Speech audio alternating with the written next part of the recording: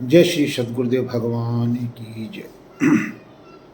नाम मिला तो सब मिला, अंतर रही न हेत, मनसा वाचा कर्मणा सद्गुरु साहिब एक।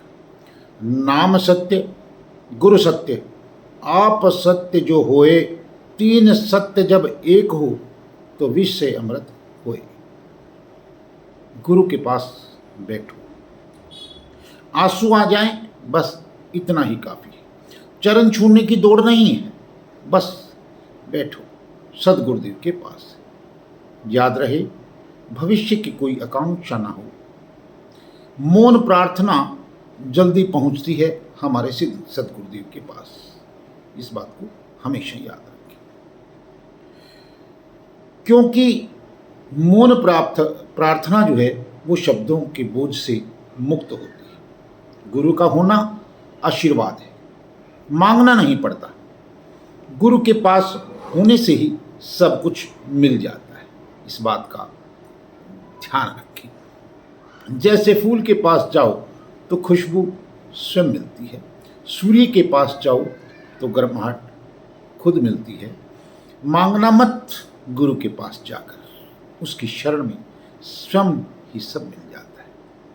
जिसका रखवाला गुरु होता है उसका दिन तो खुशियों से शुरू होता है। सेवा के करने से प्रभु प्रसन्न नहीं होते, बल्कि जिससे प्रभु प्रसन्न होते हैं उसे सेवा का अवसर प्राप्त होता है। तुद पावे त नाम जपावे, सुख तेरा दिता लइए, सुख तेरा दिता लइए। जो मांगे ठाकुर अपने से सोई सोई देवे, चरण कमल तेरे धोए धोए पीना, मेरे सतगुरु दीन दयाला।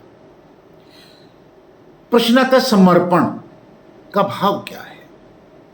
धनम दानम जरा देहम समर्पितम गुरुरुपदम, सदा समेत गुरु कार्ये सदा सेव्यम ग्रोहितम।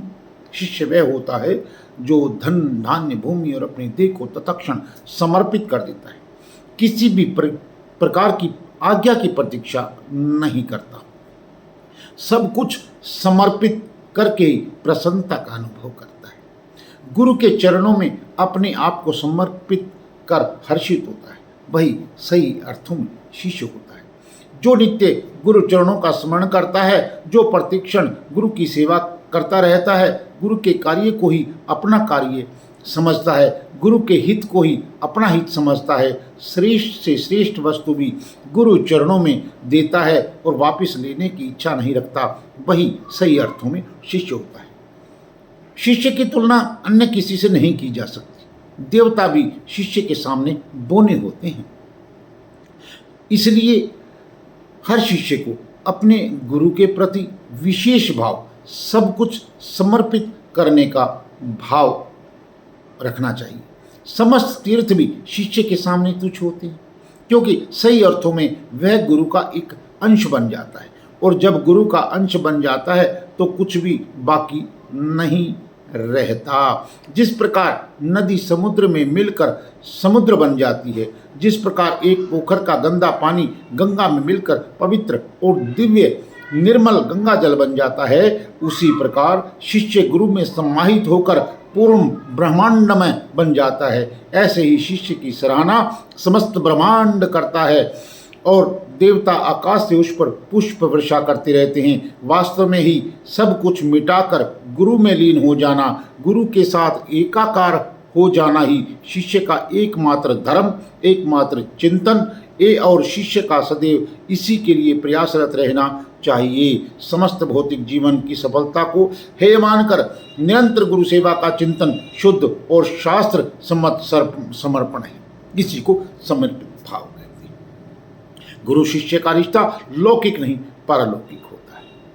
इसलिए सदा अपने श्री सद्गुरुदेव भगवान की आज्ञा का पालन करना चाहिए और उनकी शरण पूर्ण समर्पण भाव से हमें करें।